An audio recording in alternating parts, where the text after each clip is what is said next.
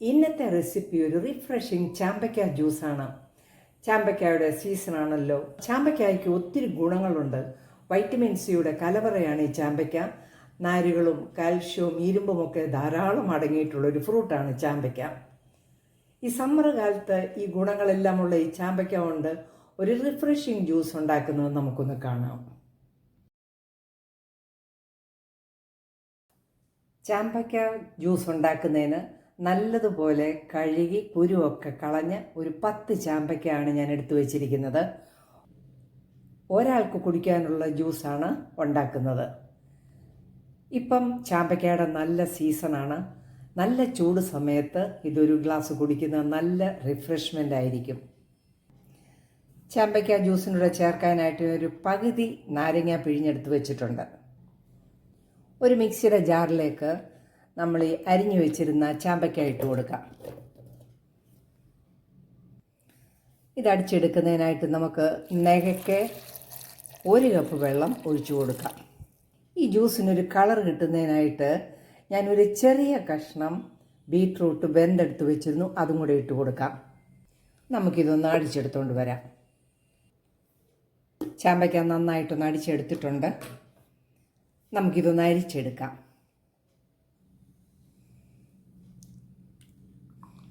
ആ ചാമ്പയ്ക്കയുടെ കളർ കിട്ടുന്നതിന് വേണ്ടി മാത്രം നമ്മളൊരു ചെറിയ കഷ്ണം ബീറ്റ്റൂട്ട് ഇട്ടതാണ്. ബീറ്റ്റൂട്ട് ഇടണമെന്നുമില്ല, ഒരു ഓപ്ഷനിലാണത്.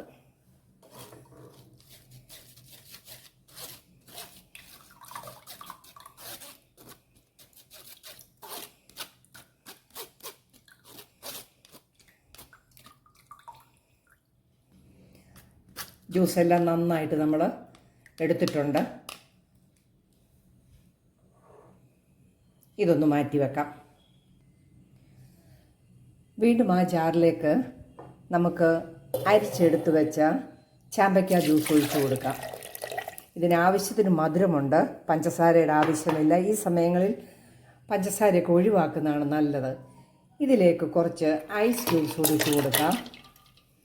ആ പകുതി ലൈമിൻ്റെ ജ്യൂസും കൂടി ഒഴിച്ചു കൊടുക്കാം. നന്നായിട്ടൊന്നും കൂടി ഒന്ന് അടിച്ചുകൊണ്ട് വരാം.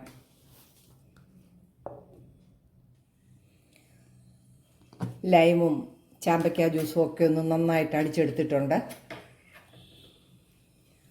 ആവശ്യത്തിന് മധുരമുണ്ട്. ഈ ചാമ്പയ്ക്ക നല്ല മധുരമുള്ളതായിരുന്നു. നമുക്കിതിനെ ഗ്ലാസ്സിലേക്ക് പകർത്താം.